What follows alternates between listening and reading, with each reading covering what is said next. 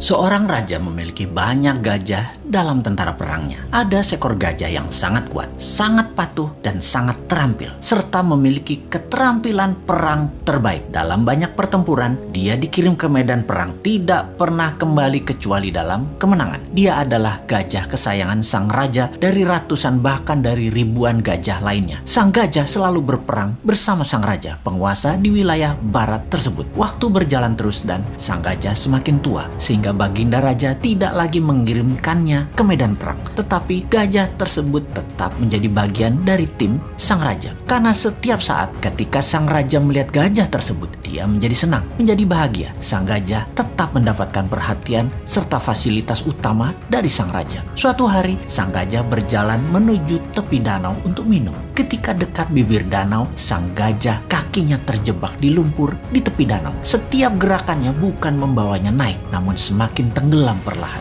Dia terus berusaha, namun dia tetap tidak bisa mengangkat kakinya dari lumpur. Beberapa orang melihat usaha sang gajah dan tahu bahwa gajah tersebut dalam masalah besar dari nada suara teriakan belalainya. Dan berita ini pun tersebar cepat sampai akhirnya ke telinga sang raja. Semua orang panik karena tahu gajah ini kesayangan raja. Raja pun bergegas ke lokasi. Melihat gajah tadi terus tenggelam perlahan tanpa daya, sang raja memerintahkan semua orang di sekitar membantu mengangkat gajah tersebut. Mereka menggunakan berbagai cara untuk mengangkat gajah tersebut, namun tetap tidak bisa terangkat. Ini bukan makhluk kecil, ini gajah yang besar. Dalam kegelisahan dan kepanikan raja serta orang sekitarnya, datanglah mantan Perdana Menteri penasehat sang raja dulu. Dia memahami situasi saat itu. Dia menatap sang gajah, kemudian menatap sang raja sambil mengatakan, "Baginda, mainkan genderang perang segera saat ini di sekitar danau. Mainkan dengan keras dan semangat." Raja pun terkejut dengan saran itu, namun dia perintahkan hal itu untuk dilaksanakan. Tak lama kemudian, genderang perang dimainkan, memainkan musik perang. Ajaib, mata sang gajah tua tadi berubah menajam. Tubuhnya mulai bergerak-gerak. Ada perubahan dari perilaku sang gajah kemudian. Sang gajah perlahan mulai bangkit dan tanpa bantuan siapapun, sang gajah perlahan menarik dirinya melawan sedotan lumpur dan bergerak naik serta kemudian berdiri. Semua orang terkejut, tak terkecuali sang raja. Ternyata bukan karena kekurangan atau kelemahan kemampuan fisik yang terjadi pada gajah tersebut.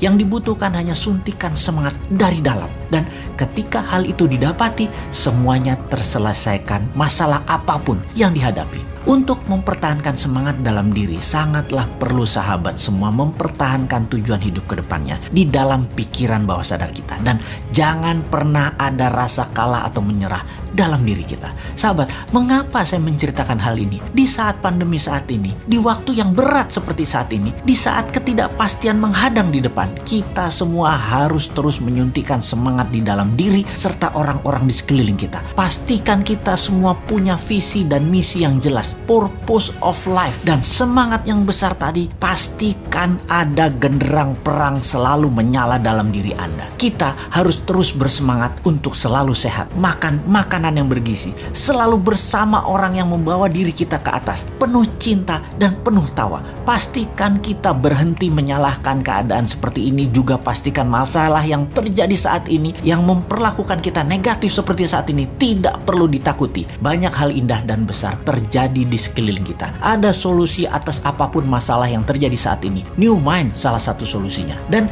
tak lupa, selalulah bersyukur atas apapun yang kita terima, bersyukur atas apa yang terlepas, dan bersyukur atas apa yang akan kita peroleh.